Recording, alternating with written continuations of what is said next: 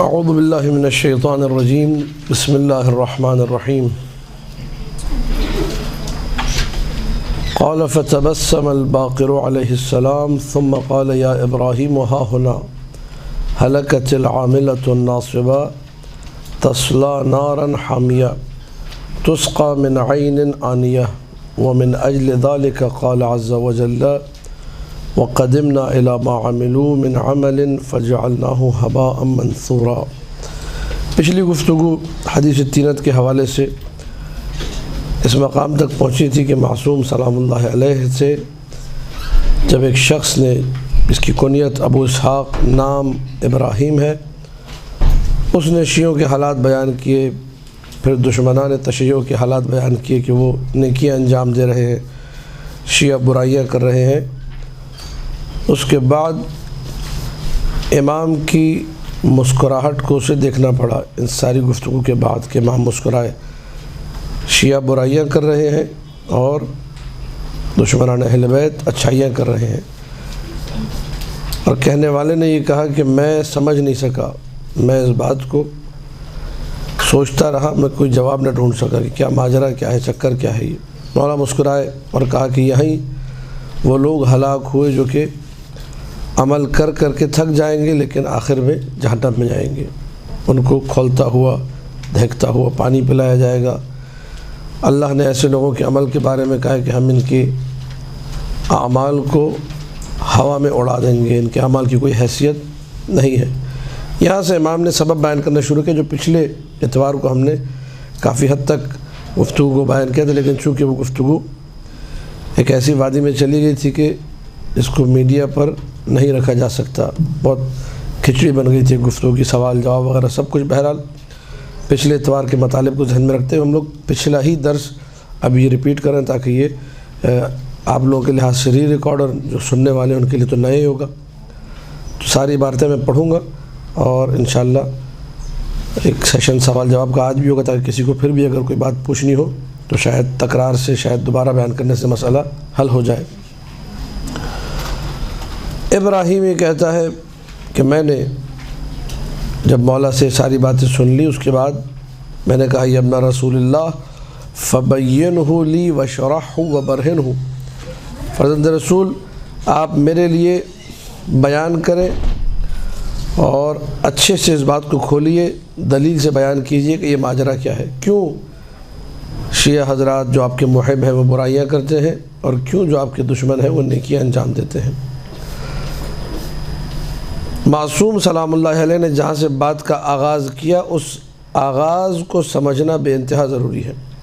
اگر آپ نے ابھی غور کر کے اس نقطہ آغازین کو درک کر لیا، اس نقطے کو سمجھ لیا، تو پوری حدیث تینت بآسانی حل ہو جائے گی۔ اگر اس پہلی لائن پہ غور نہیں کیا، آپ پڑھ پڑھ کے تھک جائیں گے لیکن حدیث تینت آپ کو سمجھ میں نہیں آئے گی۔ پہلی لائن یہ ہے قال یا ابراہیم، بات کو سمجھنے کا آغاز یہاں سے ہوگا کہ آپ کو اللہ کے علم کو تسلیم کرنا ہوگا۔ اگر آپ اللہ کے علم کو تسلیم نہیں کرتے اور اس صفت کے ساتھ کہ وہ جب سے ہے تب سے اس کا علم ہے، علم اللہ کے لیے صفت ذات ہے۔ کیا ہے؟ صفت ذات، جب سے اللہ ہے تب سے، اور اللہ کب سے ہے یہ سوال ہی غلط ہے، وہ ہمیشہ سے ہے، علم بھی اس کا ہمیشہ سے، تو علم عین ذات ہے۔ ہمارا اور آپ کو علم کیسے حاصل ہوتا ہے؟ حدیث تینت مثلا ہمیں نہیں معلوم تھی، ہم نے استاد سے پڑھا، کتابوں میں دیکھا، شروحات کو دیکھا، اس کو ہم نے سمجھ لیا، یہ ہمارا علم ہے جو کبھی ہوتا ہے، جو کبھی ایک مرحلہ یہ تھا کہ نہیں تھا، پھر محنت کے بعد، کسب کے بعد، نظر کے بعد، غور و فکر کے بعد اس کو ہم نے حاصل کر لیا، یہ علم آ گیا۔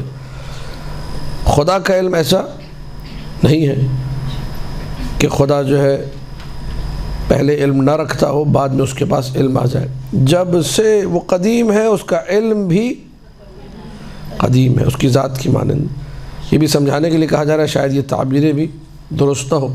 اللہ تعالیٰ جب سے ہے تب سے عالم ہے۔ ان اللہ تبارک و تعالی لم یزل عالما قدیما، اللہ جب سے ہے تب سے عالم ہے، علم رکھنے والا ہے، قدیم ہے۔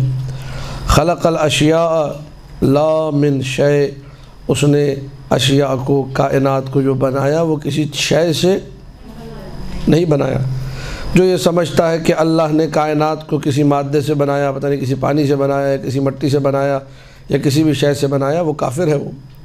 وَمَنْ زَعَمَ أَنَّ اللَّهَ تَعَالَى خَلَقَ الْأَشْيَاءَ مِنْ شَيْءٍ فَقَدْ، یہ میں اور آپ ہیں، میں اور آپ بھی خالق ہیں، وہ اللہ بھی خالق ہے۔ میں اور آپ جب خالق بنے تو ہمیں کوئی نہ کوئی مٹیریل چاہیے، کوئی نہ کوئی مادہ چاہیے جس مادے سے ہم لوگ کچھ خلق کر سکیں۔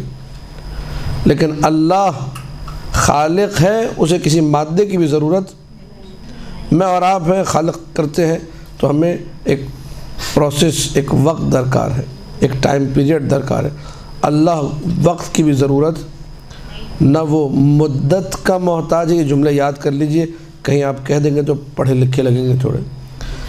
مدت کا بھی محتاج نہیں ہے، مادے کا بھی محتاج میں اور آپ ہیں، جو مدت اور مادے دونوں کے، ہمیں مادہ بھی چاہیے اور ہمیں مدت بھی درکار ہے۔ کوئی بھی چیز آپ یہ مینوفیکچرنگ جو فیکٹریز، کمپنیز، ان کو دیجیے بننے کے لیے، آپ کو ٹائم بھی دیں گے اور آپ سے پوچھیں گے بھائی کس مٹیریل سے خلق کرنا ہے، ٹھیک ہے۔ چائنا ہے دنیا کا سب سے نمبر 1 چیزوں کو بنانے والا، اس سے آپ کہیں مجھے ایک کولر بنانا ہے پلاسٹک کا، کہتے ہیں کتنے کا بنانا ہے؟ 100 روپے میں بن جائے گا، 10,000 روپے میں بھی، جتنے آپ پیسے دیں گے وہ ویسے ہی کولر آپ کو بنا کے، وہ اپنے ہر صارف کو، یعنی دنیا کی سب سے مہنگی چیز چائنا بنا رہا ہے، سب سے ہلکی اور گھٹیا چیز بھی وہ اپنے صارف کو دیکھتا ہے۔ اس کے علم میں ہے کہ میرے صارف کا بجٹ اتنا ہے، میں اسی بجٹ پہ چیز بنا کے اسے دے دوں، اور جتنا بجٹ ہوتا ہے وہ اسی اعتبار سے پھر گھٹیا مال ڈالتا ہے، اچھا مال ڈالتا ہے، ٹھیک ہے۔ لیکن محتاج ہے یا نہیں مادے کا؟ مادے کا محتاج ہے۔ مدت چاہیے نہیں چاہیے؟ مدت بھی چاہیے۔ اللہ وہ خالق ہے، وہ بنانے والا ہے جسے نہ مدت کی ضرورت ہے نہ مادے کی۔ جو اللہ کو مدت اور مادے کا محتاج جانے وہ کافر ہے۔ وَمَنْ زَعَمَ أَنَّ اللَّهَ تَعَالَى خَلَقَ الْأَشْيَاءَ مِنْ شَيْءٍ فَقَدْ كَفَرَ، کیوں اللہ کو کسی مادے کی ضرورت نہیں ہے؟ اس لیے کہ خود معصوم نے اللہ بیان کی، لِأَنَّهُ لَوْ كَانَ ذَلِكَ الشَّيْءُ الَّذِي خَلَقَ مِنْهُ الْأَشْيَاءَ قَدِيمًا مَعَهُ فِي أَزَلِيَّتِهِ وَهُوِيَّتِهِ كَانَ ذَلِكَ أَزَلِيًّا، اگر وہ چیز جس سے اللہ نے اس کائنات کو بنایا وہ چیز پہلے سے ہو، کائنات سے پہلے وہ چیز موجود ہو، جس چیز سے، جس مادے سے، جس مٹیریل سے اللہ کائنات کو بنا رہا ہے، تو پھر وہ چیز بھی ہمیشہ سے ہوگی۔ اور جیسے اللہ ازلی ہے، ازلی کا مطلب جو ہمیشہ سے ہو، ازلی کا معنی کیا ہے؟ جو ہمیشہ سے ہو۔ جیسے اللہ ازلی ہے وہ چیز بھی کیا بن جائے گی؟ ازلی بن جائے گی۔ اور اس کا مطلب دو خداؤں جو ہمیشہ سے ہم لوگ کہتے ہیں وہ فقط ایک ہے۔ کان اللہ، معصوم کا ارشاد ہے، کان اللہ، اللہ تھا، ولم یکن معہ شیء، اور اللہ کے ساتھ کچھ بھی نہ تھا۔ یہ ہمارا عقیدہ ہے، یعنی ازلی فقط ایک ہے۔ قل هو اللہ احد، وہ احد ہے، وہ ازلی ہے، اس کے علاوہ کوئی ازلی نہیں ہے۔ یہ ہمارا عقیدہ ہے۔ تو اگر کوئی اور چیز ہوتی تو وہ بھی ازلی بن جاتی، لہذا اللہ کو کسی مادے کی ضرورت، بل خلق اللہ عز وجل الاشیاء کلها لا من شیء، اللہ نے تمام اشیاء کو خلق کیا لیکن اسے کسی شے کی ضرورت، بلکہ وہ خود شے کا خالق ہے۔ فکان مما خلق اللہ عز وجل، وہ چیزیں جو اللہ نے خلق کی اور اس میں کسی شے کا استعمال نہیں کیا، کسی مادے کا استعمال نہیں کیا، ان میں سے ایک وہ شے ہے جسے ہم لوگ ارض طیبہ کہتے ہیں، پاکیزہ مٹی۔ اس پاکیزہ مٹی کو اللہ نے کسی شے سے خلق، اللہ نے امر کیا کن فیکون، تو پاکیزہ مٹی وجود میں، ثم فجر منها ماء عذبا زلالا، پھر اس نے ایک میٹھا صاف شفاف پانی نکالا اسی مٹی میں سے۔ اس پانی پر، اس مٹی پر ہم اہل بیت کی محبت کو، ولایت کو پیش کیا، اس نے قبول کر لیا۔ یہ پانی 7 دن تک اس زمین میں گھومتا رہا، پھر اللہ نے اس پانی کو یہاں سے ہٹایا، اور اب اس مٹی کو، اس میں صاف و شفاف پانی مکمل طور پہ جذب ہو چکا ہے، اس مٹی سے اللہ نے ائمہ اطہار کی مٹی کو لیا، اس سے بچی ہوئی مٹی جو ہے وہ شیعوں کے لیے رکھی۔ وَلَوْ تَرَكَتْ طِينَتَكُمْ عَلَى حَالِهَا، کچھ جملوں کو میں نے عربی میں نہیں پڑھا، چھوڑ دیا کیونکہ میں پہلے بھی پڑھ چکا، آپ لوگ سن چکے۔ اب یہ جملہ جو اہم جملہ ہے، اگر تمہاری مٹی کو اسی کنڈیشن میں چھوڑ دیا جاتا اے ابراہیم جیسے ہماری مٹی تھی، تو تم اور ہم ایک ہوتے، یعنی جس طرح مولا معصوم ویسے ہم بھی کیا ہوتے؟ معصوم ہوتے، ہم بھی مقام عصمت پر ہوتے۔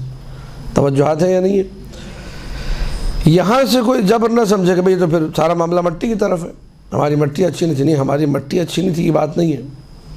میں یہاں پر رک کر اس کو تکراراً عرض کر رہا ہوں، اور شاید پھر دوبارہ کئی مرتبہ تکرار کروں درس میں، کیونکہ مطلب مہم ہے اور اس تکرار کے بنا بات بنے گی نہیں۔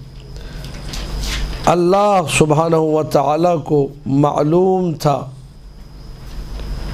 کہ علی اکبر سلام اللہ علیہ نے اللہم صلی علی محمد و آل محمد، کوئی گناہ زمین پر نہیں کرنا ہے۔ علی اکبر منزل عصمت پر فائز ہے، معصوم ہے علی اکبر۔ مولا عباس سلام اللہ علیہ معصوم ہے۔ اللہم صلی علی محمد و آل محمد۔ خود معصوم نے اس بی بی کے بارے میں ارشاد فرمایا، اپنی پھوپھی جان کے بارے میں، یا عمتی انت بحمد اللہ عالمۃ غیر معلمہ، پھوپھی جان آپ خدا کی حمد کے ساتھ وہ جاننے والی ہیں جسے کسی نے سکھایا نہیں ہے، جسے کسی نے پڑھایا نہیں ہے۔ تو بیوی زینب کبریٰ سلام اللہ علیہ بھی معصومہ ہے۔ اللہم صلی علی محمد و آل محمد۔ اللہ کے علم میں تھا، توجہ کیجئے ان جملوں کے اوپر، یہ بڑے دقیق اور بڑے نپے تلے جملے ہیں۔ اللہ کے علم میں تھا کہ ان ہستیوں نے، ان ارواح کا خالق بھی وہ ہے، لیکن اللہ کے علم میں تھا یہ لوگ اپنی مشیت اور اپنے ارادے میں جو ارادہ میں دوں گا ان کو، اس ارادے کے باوجود یہ لوگ گناہ کی طرف نہیں جائیں گے۔ لہٰذا اللہ نے اپنے علم کے مطابق، چونکہ اللہ کے علم میں تھا یہ لوگ دنیا میں سرکش نہیں بنیں گے، یہ لوگ دنیا میں گناہ نہیں کریں گے، یہ لوگ دنیا میں غلط کام کی طرف نہیں جائیں گے، یہ لوگ دنیا میں مطیع بن کر رہیں گے۔ اللہ نے اس منزل و اس مقام کو دیکھتے ہوئے ان کو پاکیزہ مٹی سے خلق کیا۔ یہ پروٹوکول ہے اللہ کی طرف سے کہ ان کی ابتدا میں بھی اللہ نے کیا رکھ دیا ہے؟ پاکیزگی کو۔ توجہات ہیں یا نہیں ہے؟ اللہ سبحانہ و تعالیٰ کے علم میں ایک چیز تھی، اس علم کے مطابق اللہ نے کائنات کی جو بہترین مٹی تھی، جس نے محبت اہل بیت علیہ السلام کو بھی قبول کیا تھا، جس کا پانی بھی جو ہے صاف و شفاف تھا، جس کا پانی بھی میٹھا تھا، جو مٹی بھی پاک و پاکیزہ تھی، اس سے ان ہستیوں کو خلق کیا۔ اس میں کوئی جبر ہے؟ کوئی اشکال ہے؟ اللہ کے علم میں ایک چیز ہے بلا تشبیہ نہیں دے رہا ہوں میں، نعوذ باللہ من ذالک، فقط سمجھانے کے لیے مثال دے رہا ہوں۔ چائنا نے کولر بنایا، آپ سے 100 روپے لیے، 100 روپے میں کیا بنا دیا؟ 200 روپے میں بنا رہے ہیں، 300 روپے میں۔ چائنا کو علم ہے کہ اس کے پاس 100 ہی روپے ہیں، اس نے سب سے گھٹیا مٹیریل لگایا، پلاسٹک لگایا، آپ کو بنا کے دے دیا 100 روپے میں کولر۔ چند دن میں سوراخ ہو گئے، ٹوٹی خراب ہو گئی، ٹوٹ گیا، آپ روتے پھر رہے ہیں۔ اس نے کہا 100 روپے میں یہی ہوتا ہے۔ 200 روپے میں اس سے کچھ بہتر آ گیا، 900 روپے والا کولر تھا، وہ بڑا اچھا چلا، سال نکالا، اس کی بھی ٹوٹی خراب ہو گئی، پھر اس میں بھی کئی سوراخ ہو گیا، پھر وہ پانی کو ٹھنڈا نہیں رکھتا تھا۔ اسی طریقے سے آپ جائیے، ہزاروں روپے کا کولر بھی ملتا ہے، ٹھیک ہے یا نہیں ہے؟ تو بنانے والے کے علم میں تھا کہ میرا جو صارف ہے، میرا جو استعمال کرنے والا ہے، اس کا بجٹ اتنا ہے، اس کے بجٹ کے مطابق میں اس کو اسی حساب سے مٹیریل لگاؤں گا۔ اس میں کہہ سکتے ہیں آپ کہ مجبور کیا جی، اس میں جبر تو نہیں ہے، کوئی جبر کی بات نہیں، میرے علم ہے کہ سامنے والے کا بجٹ اتنا ہے، میں نے اس بجٹ کے اعتبار سے اچھا یا گندا یا متوسط یا جیسا بھی مٹیریل تھا وہ، آپ پرچون کی دکان پہ جائیں، جگہ بھائی چاول دے دو، وہ کہے گا 120 والا بھی ہے، 140 والا بھی ہے، 180 والا بھی ہے، 200 والا بھی ہے، 250 والا بھی ہے، کون سا چاہیے؟ 120 سے لے کر 250 تک والا چاول آپ کو مل رہا ہے، یا اس سے بھی زیادہ کا مثلا، جتنا آپ کا بجٹ آپ کو ویسا چاول توجہات ہیں یا نہیں ہے؟ تو اس کے علم میں آ گئی کہ بھائی ان کی مثلا اوسط درجے کی تنخواہ ہے اور وہی ڈیمانڈ ہے ان کی، تو اس نے آپ کو مثلا 160 روپے والا چاول دے دیا کہ یہ بہترین چاول ہے آپ استعمال کریں، تعریف کر کے دیا کہ اس کو چیز بیچنی ہے اپنی۔ 200 والے کو کہتا ہے بھائی اصل چاول ہی ہے، باقی تو بس لوگ کر لیتے ہیں استعمال۔ 120 والے کو بولتا ہے کہ اس پیسے میں اس سے اچھا چاول نہیں ملے گا، وہ بھی صحیح کہہ رہا ہے۔ توجہ ہے یا نہیں ہے؟ تو جتنے صارفین آئے ان کو ان کے پیسے کے اعتبار سے چیز، اس کے علم میں تھا پیسہ اتنا ہے تو چیز بھی ویسی ہی۔ اس کو بلا تشبیہ یہاں بھی لے آئی اللہ کے معاملے میں۔ اللہ کے علم میں ہے، میں پوری مثال کو تشبیہ نہیں دینا چاہ رہا، فقط ہی علم کی بات کر رہا ہوں۔ اللہ کے علم میں ہے کہ فلاں ہستی نے دنیا میں جا کے کوئی گناہ نہیں کرنا تو علی اکبر بنا دیا، عباس ابن علی بنا دیا، زینب کبریٰ بنا دیا، لیکن اللہ کو پتہ ہے کہ اسد علی شاکری اس نے بدماشی بھی کرنی ہے اور درس بھی دینا القائم میں، تو اللہ نے مکس کر دی مٹی۔ چلو بھائی اس میں کہاں سے جبر ہے؟ اس میں کوئی جبر ہے؟ اللہ سبحانہ و تعالی ہمیں خلق کرنے سے پہلے ہمارے بارے میں اچھے سے جانتا ہے، اس نے اس علم کے مطابق ہماری مٹی کو مخلوق رکھا ہے، لیکن اس مٹی کو مخلوط رکھنے کا معنی جبر نہیں ہے، بلکہ اس کے علم میں ایک چیز تھی، اس کے مطابق اس نے کام کیا، جس طرح دنیا والے میں سب یہی کر رہے ہیں۔ حدیث تینت ہمارے معاشرے میں چل رہی ہے، پھر رہی ہے، اگر دیکھنے والی آنکھیں ہوں۔ صبح شام ہم لوگ حدیث تینت ہی پر زندگی گزار رہے ہیں، اگر کوئی سمجھ سکے تو۔ توجہات ہیں؟ قلت یا ابن رسول اللہ فما فعل بطینتنا، میں نے کہا فرزند رسول، پھر ہماری وہ جو بچی ہوئی مٹی تھی جو آپ لوگوں کی، جس سے ہمیں پیدا کرنا تھا اللہ نے، اس کا ہوا کیا؟ قال اخبرک یا ابراہیم، سنو ابراہیم میں تمہیں بتاتا ہوں، اللہ عز و جل نے اس مٹی کو، جو پاکیزہ مٹی تھی جس پر 7 دن میٹھا اور شفاف پانی اللہ نے خوب بہایا، وہ اچھی طرح جذب ہو گیا اس مٹی میں، اس سے ہماری مٹی بنائی اور تمہاری بچی ہوئی مٹی۔ اس کے بعد اللہ نے ایک اور زمین کو خلق کیا، یہ بھی بنا کسی شے کے ہے۔ ارضاً سابقہ شور زمین، سابقہ شور، خبیثہ گندی زمین، منتنہ بدبودار زمین اللہ نے خلق کی۔ اس زمین سے بھی اللہ نے کیا کیا؟ پانی نکالا۔ اس زمین سے جب اللہ سبحانہ و تعالیٰ نے پانی نکالا، وہ پانی تھا کڑوا، کھارا، گدلا، گندا پانی۔ اس زمین کے اوپر جس زمین پہ یہ گندا پانی پھر رہا تھا، اللہ نے ولایت اہل بیت کو پیش کیا، اس نے قبول نہیں کیا۔ اب یہاں پر بھی اللہ کا علم حاکم ہے، حاکمیت علم خدا کی ہے۔ کیا اللہ کو معلوم نہیں تھا کہ پانی قبول کرے گا یا نہیں کرے گا؟ اللہ کو پہلے سے پتہ، لیکن یہ سامنے لانے تھی جس کچھ لوگوں نے دیکھا ہوگا، ہم نے یہ منظر نہیں دیکھا، تو معصوم نے ہمیں یہ منظر دکھا دیا۔ 7 دن یہ پانی گھومتا رہا، پھرتا رہا، اچھی طرح جذب ہو گیا، پھر پانی وہاں سے خشک ہو گیا یا ہٹا دیا گیا۔ اس کے بعد اللہ نے اس گندی، اس بدبودار، اس کھارے پانی اور کڑوے پانی اور تلخ پانی سے ملی ہوئی مٹی سے طغات کو خلق کیا، سرکشوں کو خلق کیا، کافروں کو خلق کیا، کافروں کے سرداروں کو خلق کیا، وَأَئِمَّتَهُمْ ثُمَّ مَزَجَهُ۔ اب جو مٹی بچ گئی ان بدماشوں کو خلق کرنے کے بعد، جو کہ رؤساء الکفر ہیں، جو سردار ہیں کفر کے، جو سردار ہیں خباثت و بدبختی کے، اس کے بعد جو مٹی بچی، اب 2 مٹیاں بچ گئی ہیں، ایک اس پاکیزہ مٹی سے بچی ہوئی مٹی اور ایک اس گندی مٹی سے بچی ہوئی۔ ان دونوں مٹیوں کو، ان دونوں خاکوں کو اللہ نے جوڑ دیا، ملا دیا۔ اللہ نے جوڑا، توجہ، اس لیے نہیں جوڑا کہ وہ مجبور کر دے، اب جس کی مٹی میں گندگی آ گئی ہے وہ تو کرے گا ہی کرے گا بدماشی، نہ نہ نہ نہ، یہ غلط سمجھ رہا ہے اگر کوئی بھی ایسے سمجھ رہا ہے۔ چونکہ اللہ کے علم میں تھا کہ اس بندے نے اچھا کام بھی کرنا ہے، برا کام بھی، تو اللہ نے اسے بنایا ایسا، اس طریقے سے، علم کی وجہ سے، اور ارادہ اسے دیا، اختیار اسے دیا، تمہاری جیسے مرضی تم کرو۔ ہاں، اس ارادے پر، اس اختیار پر یقیناً اللہ حاکم ہے، مختار کل نہیں بنا دیا کہ جو کرنا چاہے کرے اور کوئی اسے روک نہیں سکتا۔ اللہ چاہے تو روک سکتا ہے، اللہ نے شداد کو روک کے دیکھا، اللہ نے بہت سارے ظالم و فاسقوں کو روک کر بھی دیکھا ہے، لیکن اللہ نے ایک ارادہ اور اختیار اس کو دیا کہ ایک اچھا کرنا ہے اپنی مرضی سے، برا کرنا ہے اپنی، لیکن وہ روکنے پر بھی قادر ہے، یہ ہمارا عقیدہ ہے۔ اس نے اپنے علم کے مطابق، اس کے علم میں تھا کہ یہ لوگ دنیا میں جا کے دونوں قسم کے اعمال اچھا بھی کریں گے برا بھی کریں گے، تو اس نے مخلوط مٹی سے بنایا۔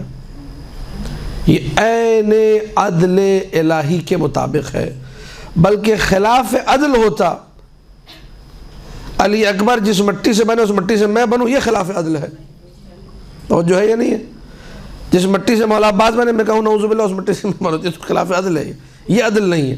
عدل یہی ہے کہ کائنات کی سب سے پاکیزہ مٹی سے علی اکبر و عباس سلام اللہ علیہما بنے، اور میری جو مٹی ہے وہ اللہم صلی علی محمد و آل محمد۔ کچھ آپ لوگوں کو سمجھ میں آ رہا ہے؟ یہ عین عدل الہی ہے۔ یہ تو حدیث تینت میں کوئی چیز خلاف عقل خلاف عدل جو کچھ ہے وہ عین حقیقت ہے، اور یہ اسرار معصومین میں سے ہم لوگ چونکہ عقل کے دامن کو چھوڑ کر ہوا اور ہوس کے پیرو بنے، ہوا اور ہوس کی کثافتوں میں آلودگیوں میں جب غرق ہوئے تو ان مطالب کو سمجھنا ہمارے لیے آسان توجہات ہیں یا نہیں؟ اگر ان کی تینت کو، وہ جو گندی مٹی تھی، وہ جس پر گندا پانی بہا تھا، اس کو اس کے حال پہ چھوڑ دیا جاتا، اس مٹی کو اگر تمہاری مٹی سے نہ ملایا جاتا، لم یشہد الشہادتین، تو وہ بدبخت جو دشمنان علی ہیں، جو نیکیاں انجام دے رہے ہیں، وہ کلمہ تک نہ پڑھتے۔ وہ کلمہ تک، اللہ کے علم میں یہ بھی تھا، توجہ پھر رک کے یہاں کروں گا، اللہ کے علم میں یہ بھی تھا کہ یہ لوگ جو کہ دشمنان علی ہیں، یہ لوگ ظاہری طور پہ یہ اعمال انجام، اللہ توجہ چاہ رہا ہوں، اللہ نے اس ظاہر کا بھی خیال رکھتے ہوئے، ظاہر کا بھی ایک اعتبار تو ہے یا نہیں ہے، اللہ نے یہ مٹی کیا کر دی ہے؟ مخلوط کی ہے، لیکن پھر کہوں گا اس میں جبر۔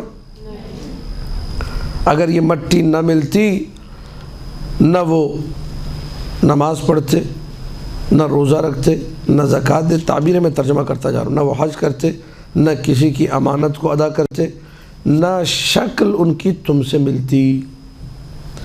اور مومن پر بہت ہی گراں گزرتی ہے یہ چیز، وَلَيْسَ شَيْءٌ أَكْبَرُ عَلَى الْمُؤْمِنِ، مومن پر جو چیزیں گراں گزرتی ہے اس سے زیادہ گراں کوئی چیز نہیں گزرتی کہ وہ دشمن اہل بیت کی شکل اپنے جیسی دیکھے۔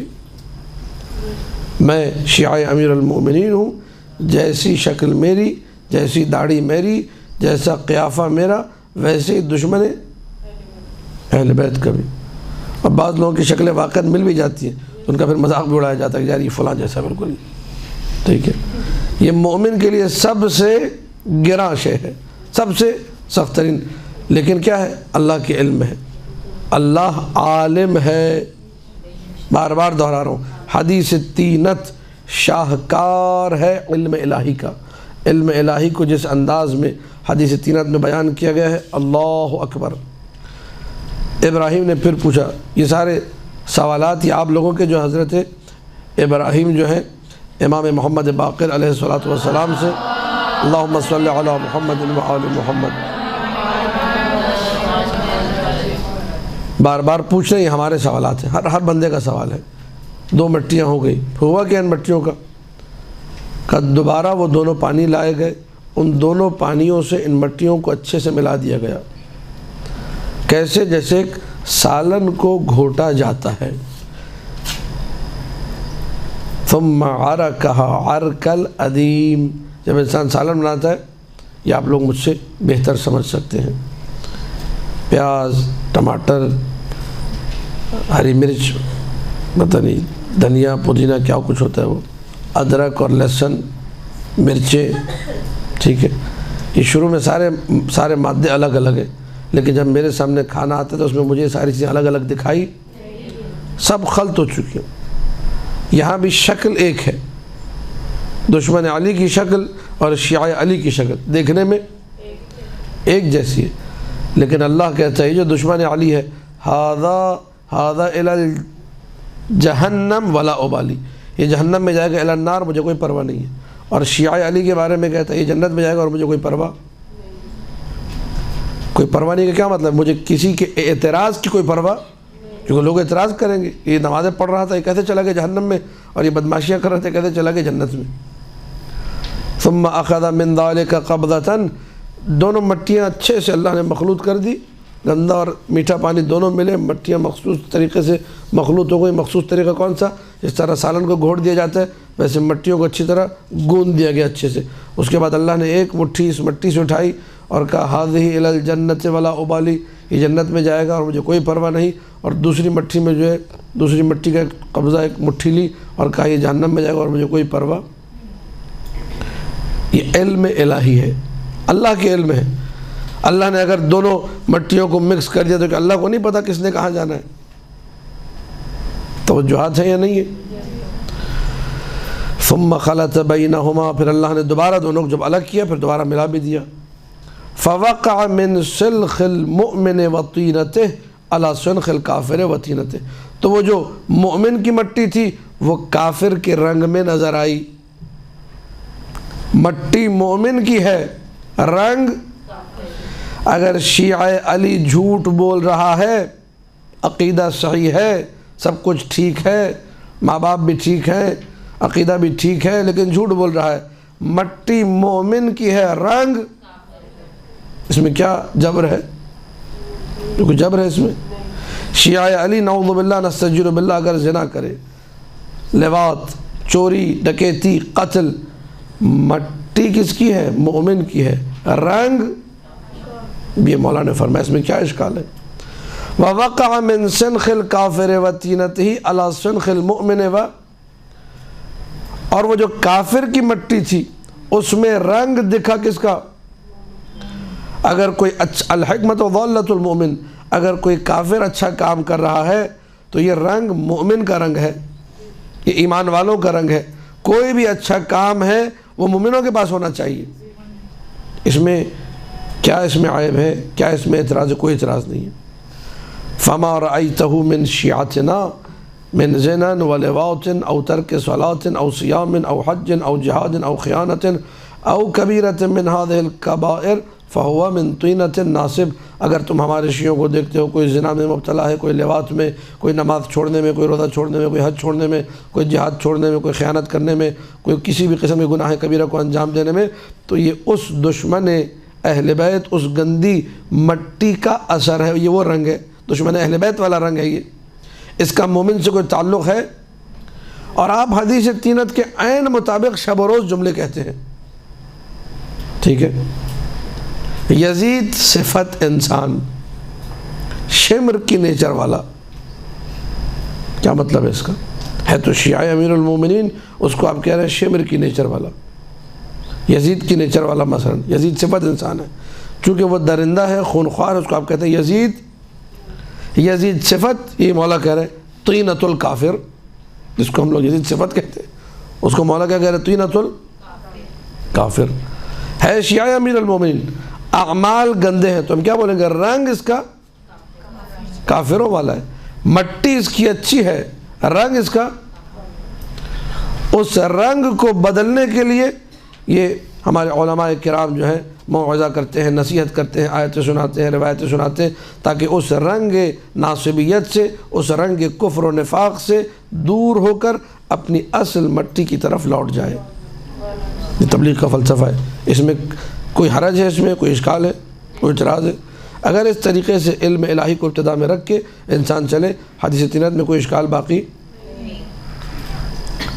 توجہات بالکل میری طرف ہے آپ لوگوں کی، بات واضح ہے بالکل۔ میں ایک دو لائنیں چھوڑ کے کیونکہ بات تکراری ہے۔ وَمَا رَأَيْتَ مِنَ النَّاصِبِ وَمُوَاظَبَتِهِ عَلَى الصَّلَاةِ وَالصِّيَامِ وَالزَّكَاةِ وَالْحَجِّ وَالْجِهَادِ وَأَبْوَابِ الْبِرِّ فَهُوَ مِن طِينَةِ الْمُؤْمِنِ وَصِنْخِهِ الَّذِي قَدْ مُزِجَ فِيهِ، اگر تم دیکھ رہے ہو کہ ناصب کوئی اچھا کام کر رہا ہے، نمازیں پڑھ رہا ہے، روزے رکھ رہا ہے، زکوٰۃ و حج و جہاد و ابواب بر، نیکیوں کے کام کر رہا ہے، تو یہ مومن کا رنگ ہے، یہ مومن کی وہ بچی ہوئی مٹی جو ملی ہوئی ہے، یہ اس کا اثر ہے۔ وَإِلَّا کافر تو کلمہ تک نہ پڑے اگر یہ مٹی نہ ہو۔ توجہ ہے یا نہیں ہے؟ جبر کوئی نہیں ہے، بات لوٹ رہی ہے علم الہی کی طرف۔ جب ان سب کے اعمال پیش کیے جائیں گے، ان سب کے اعمال قیامت کے دن اللہ کی بارگاہ میں، اللہ کہے گا میں عادل ہوں، لا اجور، میں ظلم، اس جملے کو سمجھیے، بڑا کمال کا جملہ ہے، میں عادل ہوں، میں ظلم، یعنی اگر اللہ دشمن علی کو نمازوں اور روزوں اور حج و عمرہ و صدقات و زکوٰۃ و خیرات کی وجہ سے دشمن علی کو اگر اللہ جنت میں ڈالے تو یہ ظلم کہلائے گا۔ اگر اللہ چند برائیاں دیکھ کر شیعہ علی کو ہمیشہ کے لیے جہنم میں ڈالے یہ ظلم کہلائے گا۔ اللہ کہہ رہے ہیں میں انصاف کرنے والا ہوں، میں ظلم نہیں کر سکتا، میں وہ فیصلہ کرنے والا ہوں جس کے فیصلے میں کجروی نہیں ہوتی، جس کے فیصلے میں کسی ایک طرف میلان، میں عادل ہوں، میں خطا نہیں کرتا ہوں۔ برے اعمال کو، وہ برے اعمال جو مومن نے کیے تھے ان کو پلٹا دو اسی مٹی کی طرف۔ اللہ کو معلوم تھا نا وہ مٹی کون سی مٹی ہے، جس مٹی نے جہنم میں جانا ہے۔ علم الہی میں ہے ایک چیز، اس کو جہنم میں ڈال دیا جائے گا۔ اور وہ جو اعمال حسنہ انجام دیے کس نے؟ دشمنان اہل بیت نے۔ اس مٹی کو، اس اثر کو پلٹا دو کس کی طرف؟ اب اس کی حقیقت کیا ہے، یہ کیسے ہوگا قیامت کے دن ماجرا، یہ نہ میں سمجھاؤں نہ آپ سمجھیں، یہ شاید اس مقام پر ہم لوگ پہنچیں گے جب ایک چیز ہمارے سامنے عیان ہو جائے گی، واضح ہو جائے گی، وہاں شاید یہ تعبیریں اور اچھے سے ہمارے سمجھ میں آ جائیں کہ یہ رد کیسے ہوگا۔ وَرُدُّوهَا كُلَّهَا إِلَىٰ، ہر ایک کو اس کی اصل کی طرف، میں اللہ ہوں، میرے علاوہ کوئی اللہ نہیں، میں جانتا ہوں، میں لوگوں کے دلوں کا حال جانتا ہوں، میں ظلم نہیں کروں گا، میں کسی کو کسی بات پر پکڑوں گا نہیں، اس کی پکڑ نہیں کروں گا مگر یہ کہ اس علم کے مطابق جو اسے خلق کرنے سے پہلے میں رکھتا تھا۔ میری اگر پکڑ ہے تو اللہ کو میرے خلق کرنے سے پہلے میرے بارے میں علم ہے کہ مثلا اس نے یہ گناہ کرنا ہے، یہ غلطی کرنی ہے، اس پہ پکڑ ہوگی، اللہ کے علم ہے۔ اور اللہ کے علم میں یہ ہے کہ یہ اپنے ارادے سے کرے گا، مجبوری سے کسی نے۔ توجہات ہے یا نہیں ہے؟ ثم قال الباقر علیہ السلام، پھر امام محمد باقر علیہ السلام نے ارشاد فرمایا، اللہم صلی علی محمد وآل محمد، یا ابراہیم اقرأ هذه الآیہ، ابراہیم یہ آیت پڑھو۔ قلت یا ابن رسول اللہ ایت آیت، کون سی آیت؟ قال قوله تعالی، اللہ تعالیٰ کا یہ قول، قال معاذ اللہ ان نأخذ الا من وجدنا متاعنا عنده، وہ کہنے لگے خدا کی پناہ ہم نہیں پکڑیں گے مگر یہ کہ ہمیں اپنا سامان جس کے پاس ملے۔ توجہات ہے یا نہیں ہے؟ ہم پکڑ اس کی کریں گے جس کے پاس ہمیں اپنا، توجہات ہے یا نہیں ہے؟ جس کے پاس ہمیں اپنا سامان نہ ملے اسے پکڑ کے لے جائیں تو ہم ظالم کہلائیں گے۔ حضرت یوسف کے جو لوگ آئے تھے برتن تلاش کرنے کے لیے، جو انہوں نے بنیامین کے سامان میں رکھوا دیا تھا، کہنے لگے ہمیں لے جاؤ۔ کہنے لگے ہم ایسے کام کیسے کر سکتے ہیں، اس کے پاس سامان نکلے نہیں، اٹھا کے لے جائیں۔ جس کے پاس سے چیز ملے گی اسی کی پکڑ۔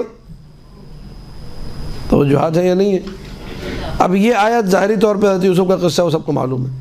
مولا فرما رہے ہوا فی الظاہر ما تفہمونہ، ظاہری طور پہ تمہیں لگتا ہے کہ یہ ایک قصہ ہے حضرت یوسف بنیامین کا، اور حضرت یوسف بنیامین کو اپنے پاس روکنا چاہ رہے تھے، ایک ٹیکنیک انہوں نے لڑائی تھی اور اس طریقے سے بنیامین کو روک لیا تھا۔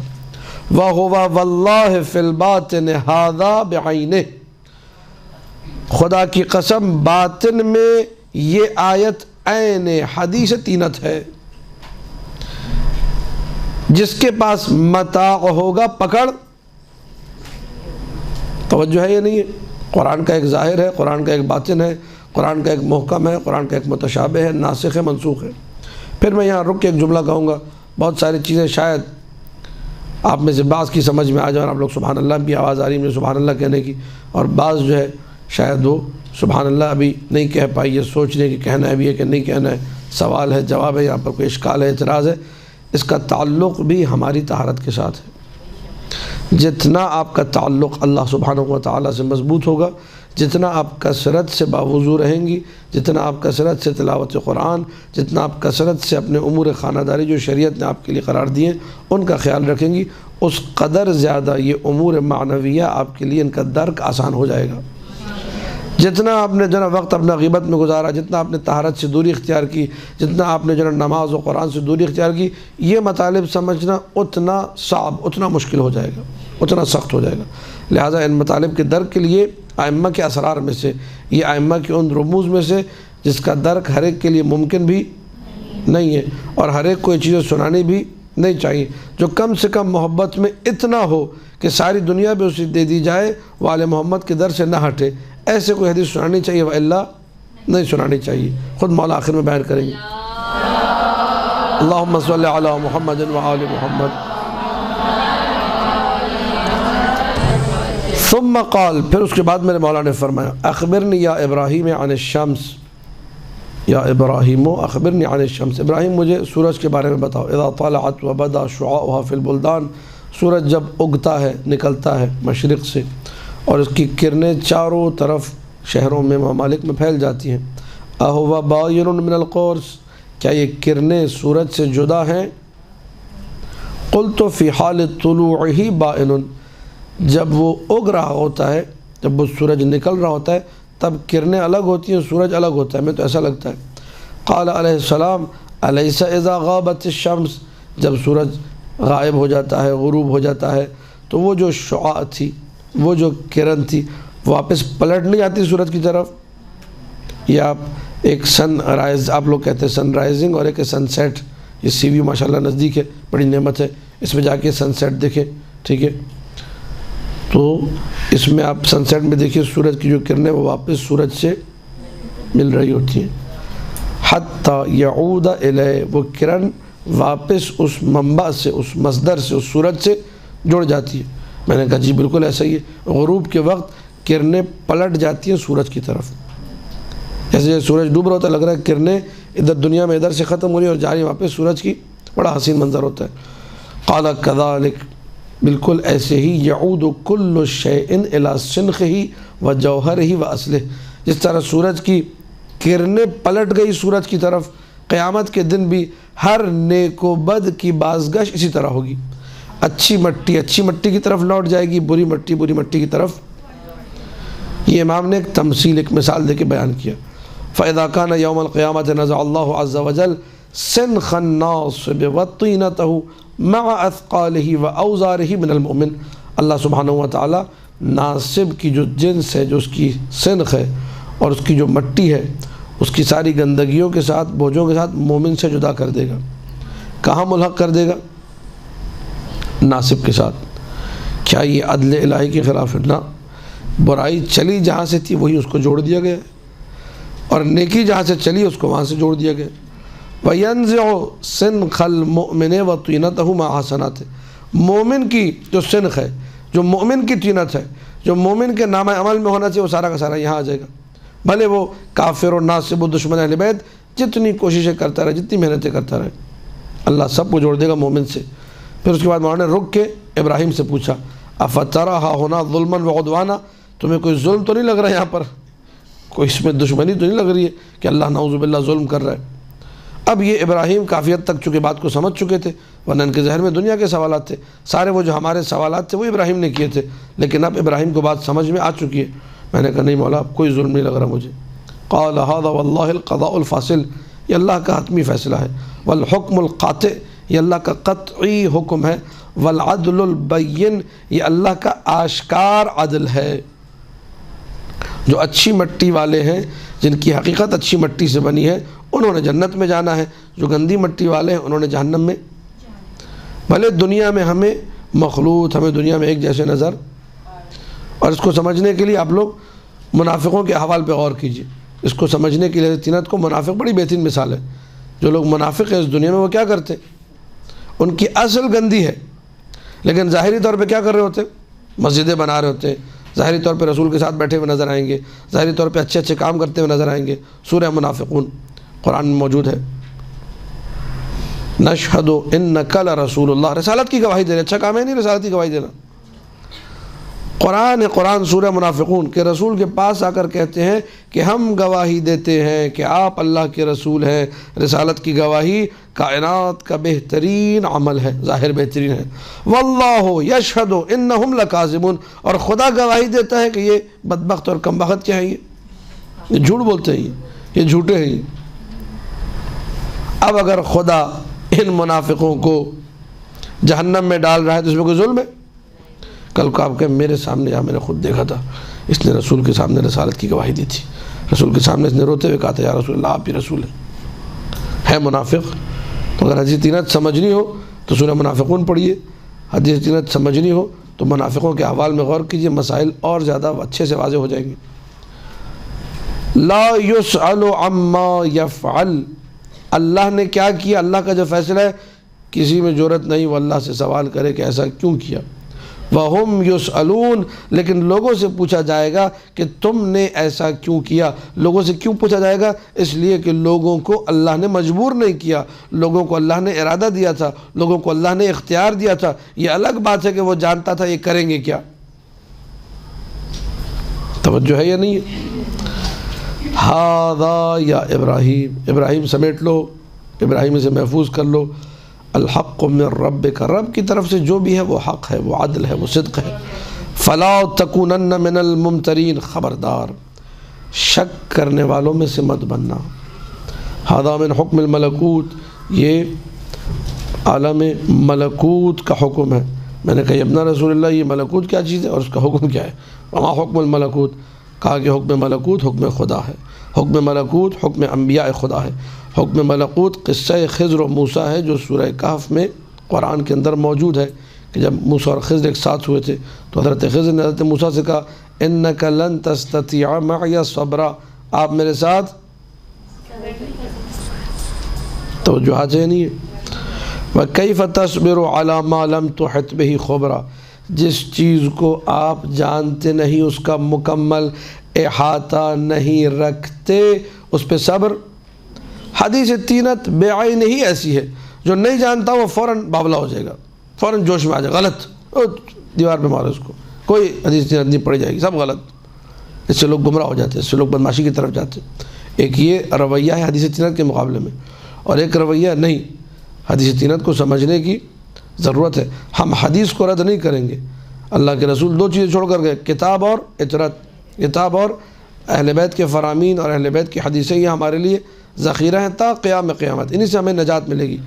تو وہ جو چیز باعث نجات ہے اسے ہم دور، ہاں کچھ شروط ہیں جو خود معصوم نے بیان کی وہ ہم بھی بیان کر دیں گے معصوم کے فرمان کے مطابق، کہ ہر ایرے غیرے اور لچو خیرے کے سامنے یہ حدیث بیان، ہر جاہل کے سامنے جسے نہ نماز کا ہوش نہ استنجا کا ہوش، جسے جو ہے کوئی تمیز نہیں ہے، اس کے سامنے یہ حدیث بیان، کم سے کم متدین ہو، کم سے کم متشرع ہو، کم سے کم ایسا محب اہل بیت ہو جو کہ راسخ ہے اپنے عقیدے کے اندر، اپنی محبت کے اندر۔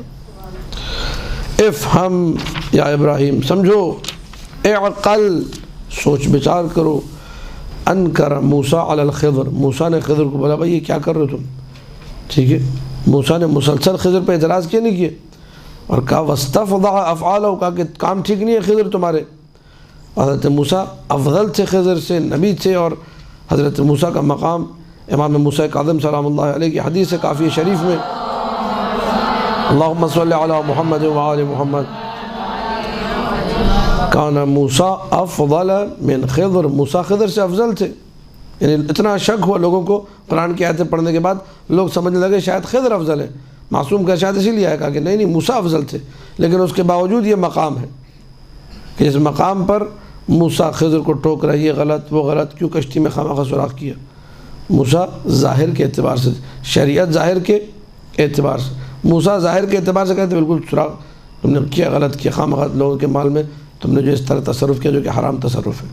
یہ دیوار گری ہوئی تھی کیوں بنا دی، پیسے لے سکتے تھے، بنا اجرت کے کام کیا، عجیب جو ہے نا کام کیا۔ یہ ہر کام پہ خضر کے موسیٰ کو آخر میں کیا کہا خضر نے، ما فعلت عن امری، یہ میں نے اپنی طرف سے، انما فعلت عن امر اللہ،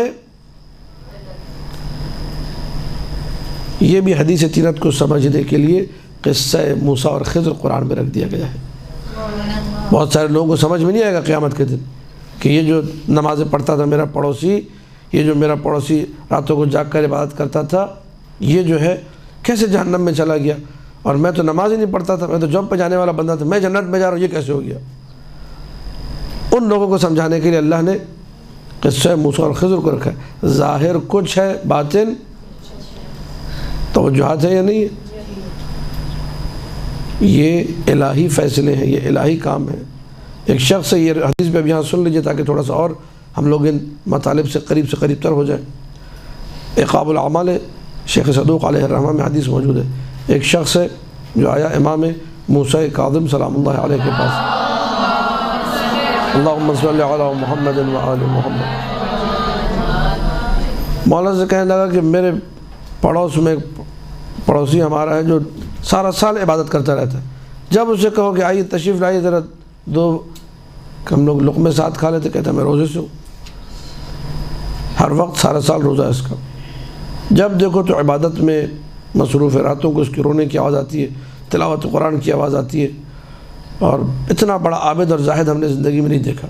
اب یہ امام معصوم کے سامنے حج پر امام سے ملنے گئے، بیٹھ کے خوب تعریفیں کر رہے ہیں، آپ لوگوں نے شاید روایت پہلے سنی ہو، لیکن یہ کہ اس کو اس زاویے سے سنی، حدیث تینت کے زاویے سے جو آپ کو درس دیا جا رہا ہے اس زاویے سے سنی۔ اچھا، اب ایک جو ظاہر بین، یہ چھلکئی جو لوگ ہیں، قشری چھلکے والے، جن کو مغز دکھائی دیتا، چھلکا دکھائی دیتا ہے، چمکتی ہوئی چیز، ٹھیک ہے، ظاہر پر رہنے سے، فقط ظاہر، باطن دیکھے بنا شریعت نے جگہ جگہ اس سے منع کیا ہے۔ منع کیا نہیں کیا ہے؟ شادی کرنی ہے، ایاکم وخضراء الدم، بچو گندگی کے اوپر اگنے والی گھاس سے بچو، کتنی خوبصورت لگتی ہو، حسین و جمیل گھاس، ظاہر بڑا بہترین ہے، لیکن وہ کہاں سے رہی ہے؟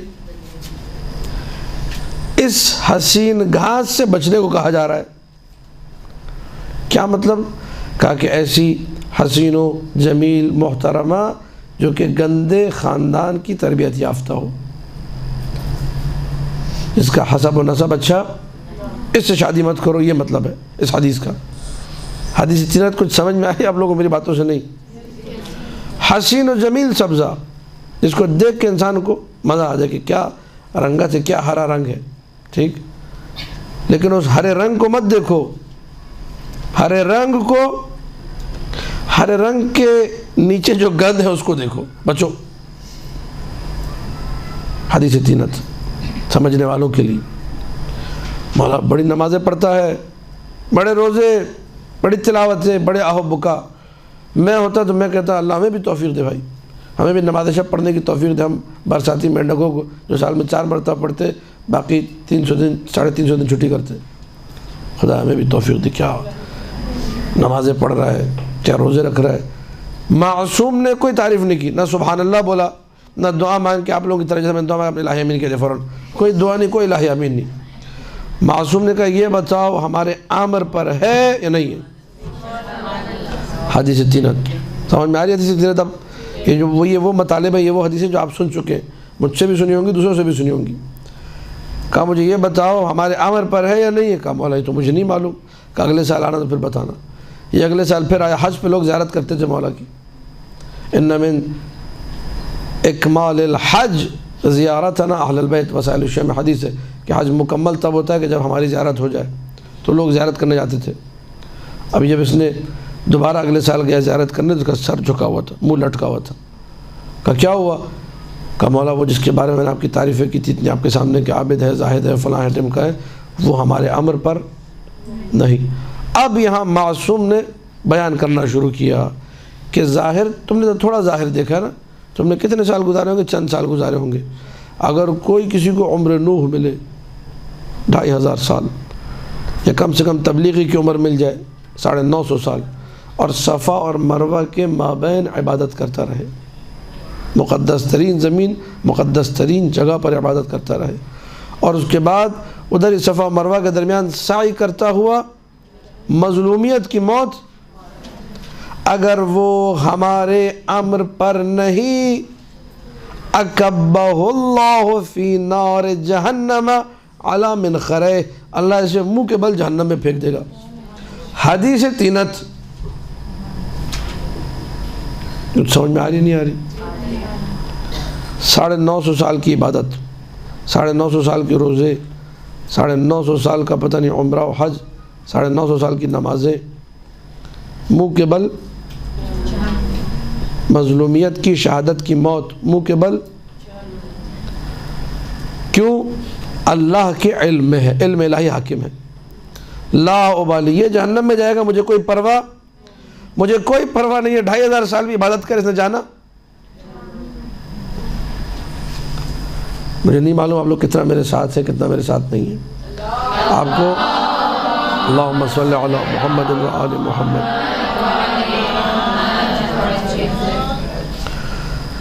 ویحک یا ابراہیم، وائے ہو تم پر اے ابراہیم. یہ قرآن ہے جس کی تلاوت ہو رہی ہے. قرآن قرآن قرآن. وہ حدیث جو قرآن سے ٹکرا جائے اس حدیث کی بات نہیں ہے، ان احادیث کی بات ہو رہی جو قرآن کے عین. وَأَخْبَارٌ تُؤْثَرُ، یہ وہ اخبار ہے جو اللہ سے چلی آ رہی. تُؤْثَرُ عن اللہ عز وجل. من رد منها حرفا فقد کفر واشرک ورد علی اللہ عز وجل. جس نے اس میں سے ایک حرف کو رد کیا اس نے کفر کیا، اس نے شرک کیا، اس نے اللہ کی بات کو رد کیا ہے. قال اللیثی، ابو اسحاق لیثی، ابراہیم ابو اسحاق لیثی کہتا ہے فَكَأَنِّي لَمْ أَعْقِلِ الْآيَاتِ، گویا کہ میں نے ان آیتوں کو کبھی سوچا ہی، کبھی دیکھا ہی نہیں تھا، کبھی پڑھا ہی نہیں تھا. وَأَنَا أَقْرَأُهَا 40 سنہ، 40 سال سے میں قرآن پڑھ رہا تھا، لیکن لگ رہا تھا زندگی میں پہلی دفعہ یہ آیتیں. إِلَّا ذَلِكَ الْيَوْمِ، اس دن مجھے سمجھ میں آئے گا اچھا یہ بھی حدیث تینت ہے. فَقُلْتُ يَا ابْنَ رسول اللہ مَا أَعْجَبَ هَذَا، ابھی تک اس کا تعجب ختم. فرزند رسول کتنی عجیب بات ہے کہ آپ کے دشمنوں کی نیکیاں ادھر ٹھوک دی جائیں گی اور شیعوں کی برائیاں ادھر لگا دی جائیں گی. فقال ای واللہ الذی لا الہ الا ہو، کا خدا کی قسم، ہاں ہاں ہاں ہاں اللہ کی قسم جس کے علاوہ کوئی معبود نہیں، جو دانے کو شکافتہ کرنے والا ہے، جو لوگوں کو خلق کرنے والا ہے، جو آسمان و زمین کو خلق کرنے والا ہے. جو تمہیں میں نے بتایا وہ حق ہے. ما اخبرتک الا بالحق وما اتیتک الا بالصدق وما ظلمہم اللہ. اس نے 2500 سال مثلا اگر عبادت کی اور اللہ نے جہنم میں پھینک دیا، اللہ نے کوئی ظلم. وما اللہ بظلام للعبید، اللہ بندوں پہ ظلم کرنے والا. وما اخبرتک لموجود فی القرآن کلہ، جو میں نے تمہیں بتایا ہے یہ پورے کا پورا قرآن میں موجود ہے. اس کو یہاں پہ روکتے ہیں، ہمارا وقت مکمل ہو گیا. وصلی اللہ علی محمد وآلہ الطاہرین. اللہم صلی علی محمد وآل محمد.